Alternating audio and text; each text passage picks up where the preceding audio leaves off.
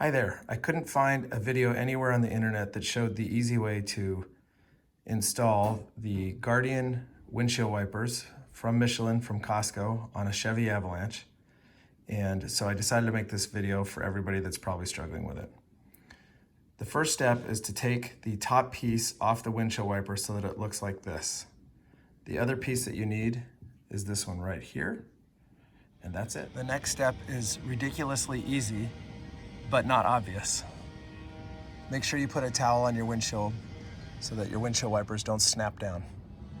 There are little notches right here that this device will go onto.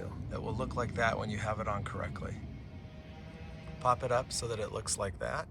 This is the direction that that hole should be, and it will go in right here to those little holes there. The confusing part was the order. Just make sure that these holes here line up to those holes there, and it should just snap in. And now they're on.